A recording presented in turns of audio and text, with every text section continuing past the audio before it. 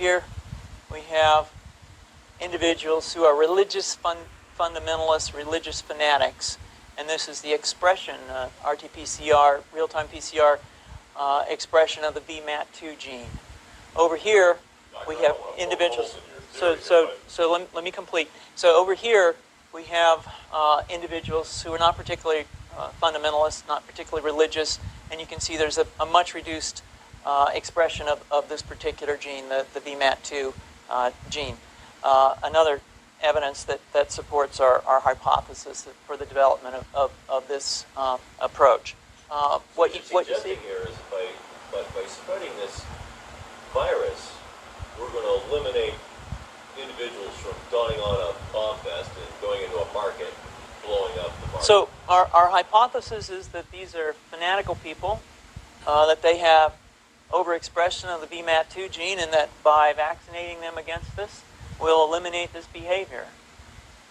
So we have some very, very remarkable data in this next slide. Here we have two brain scans. These are fMRIs.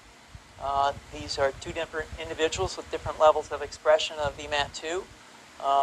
On top is an individual who's a religious fanatic, an individual, and we've repeated this numerous times, that has high levels of VMAT2.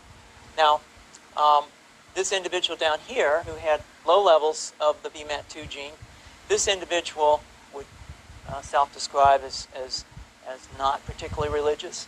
In each case, these individuals were read a religious text. This individual lit up the right middle frontal gyrus, shown here, and that's a part of the brain that's associated with theory of mind.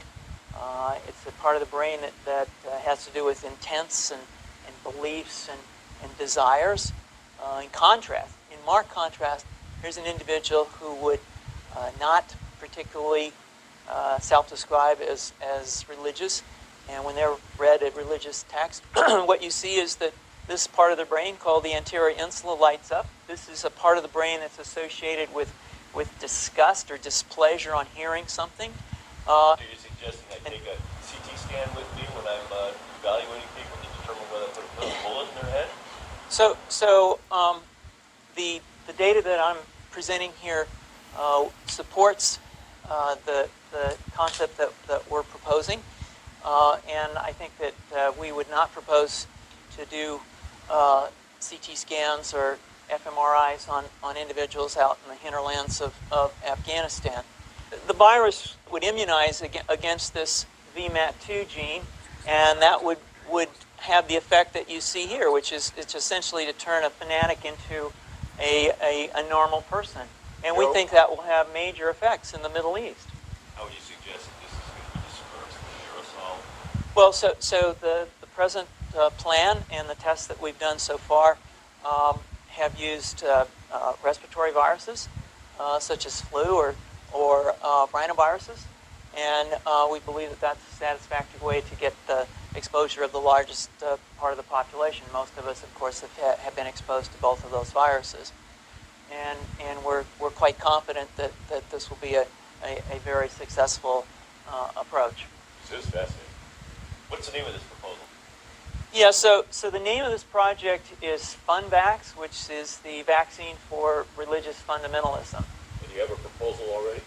The proposal has just been submitted, and I think that the data that I have shown you today would support the development of this project, and we think it has great promise.